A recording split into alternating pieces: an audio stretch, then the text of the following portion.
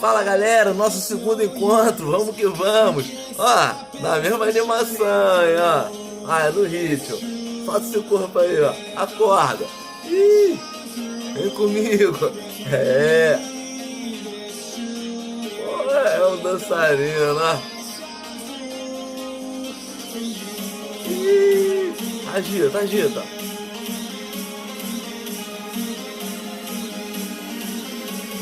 Cachorrinho. Ih, metralha. Soltando pipa agora.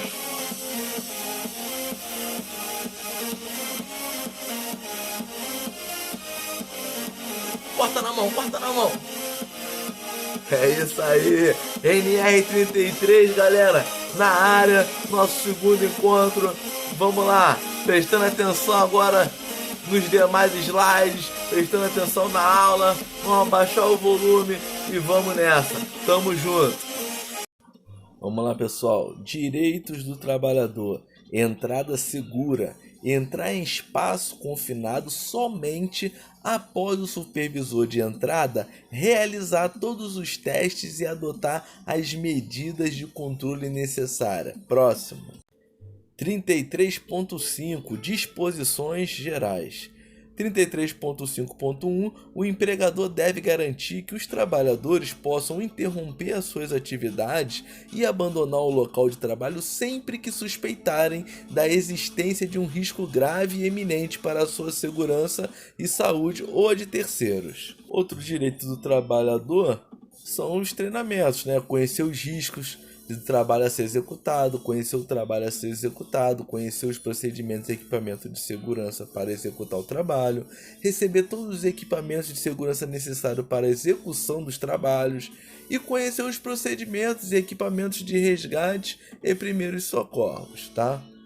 Vamos agora se atentar aos deveres do trabalhador, né? Fazer o exame médico, participar dos treinamentos e seguir as informações de segurança, usar os equipamentos de proteção fornecidos, né? E comunicar os riscos. Comunicar quem? Comunicar o SESMIT e a CIPA. O que é SESMIT? Serviço Especializado em Segurança e Medicina do Trabalho. E CIPA? Comissão Interna de Prevenção de Acidentes. Vamos para o próximo slide. Vamos lá, pessoal. Folha de permissão de entrada, né? A folha da PET, da permissão de entrada e trabalho. Contém procedimentos escritos de segurança e emergência. Verificar se as medidas de segurança foram implantadas e se a permissão de entrada de trabalho, né, está assinado pelo supervisor de entrada. O trabalhador deve entrar no espaço confinado com uma cópia da permissão de entrada e trabalho. Agora vamos falar sobre medidas administrativas, tá? Item 33.3.3.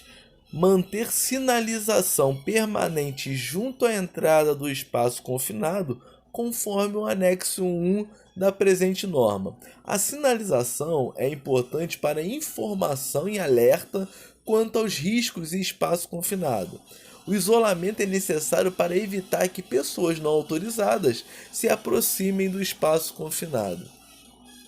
Vamos falar agora, pessoal, dos deveres do supervisor de entrada, tá? Vamos falar bem simples, porque não interessa para nós entrarmos na profundidade dos deveres do supervisor, tá? Mas é ele que emite a permissão de entrada e trabalho antes do início das atividades.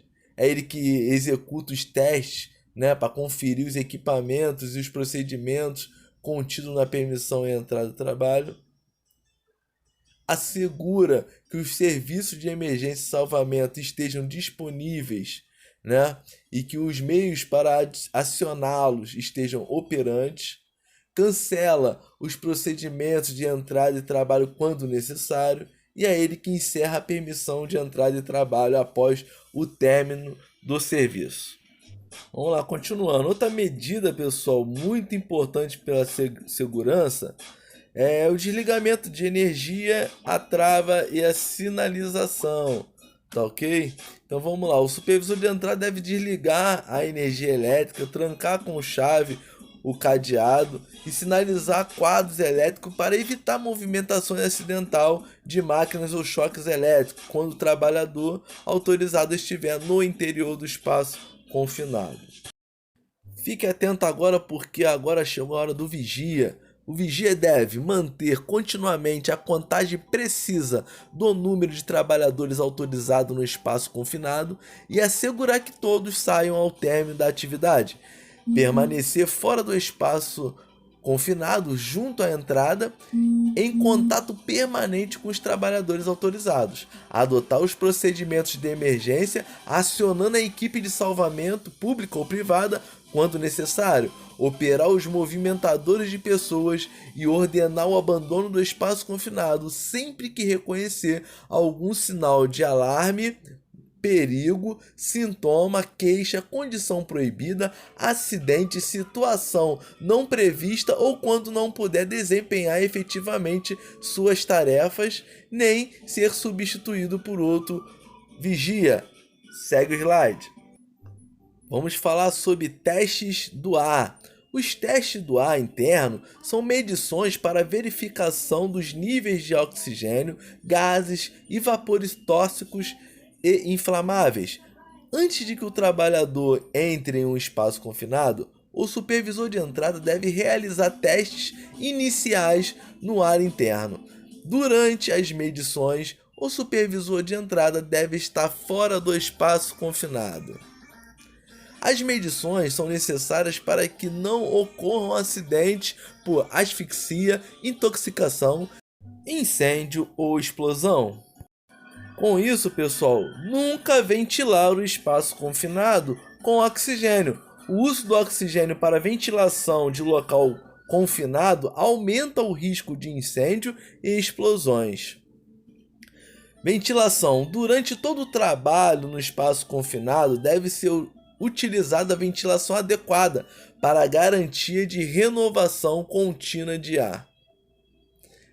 Os equipamentos de proteção individual. Os equipamentos de proteção individual devem ser fornecidos gratuitamente. Deve ser utilizado EPIs adequado para cada situação de risco existente.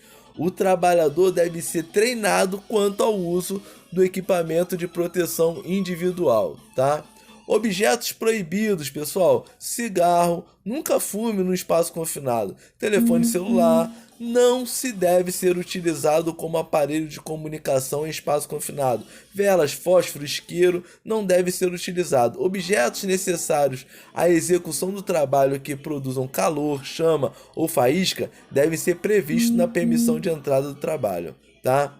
Adotar medidas para eliminar ou controlar os riscos de incêndio ou explosão em trabalhos a quente, tais como solda, aquecimento, esmerilhamento, corte ou outros que liberem chama aberta, faísca ou calor. Equipamentos especiais. Devem ser fornecidos equipamentos especiais para trabalhos em espaços confinados, como lanternas, rádios de comunicação e detectores de gases à prova de explosão. Agora iremos falar sobre medidas de emergência e resgate. O empregador deve elaborar e implementar procedimentos de emergência e resgate adequados ao espaço confinado. O empregador deve fornecer equipamentos e acessórios que possibilitem meios seguros de resgate. Os trabalhadores devem ser treinados para situações de emergência e resgate. Situação de treinamento com simulação de operações de salvamento e resgate. Com isso, pessoal, segue a nossa missão: garantir sua vida e a dos seus companheiros, conhecendo e exigindo trabalhos seguros em espaço confinado. Voltar para casa com saúde é um direito de todos os trabalhadores. Fala comigo, cansou? É isso aí, tem que estudar, tem que cair para dentro. E agora, ó, já passou mais uma aulinha, vamos lá, ó. Se solta aí, relaxa, vai curtir teu dia e vamos que vamos. Sabadão junto, chapa vai esquentar, hein? Simulação é treinamento NR33, ó, na veia, tamo junto.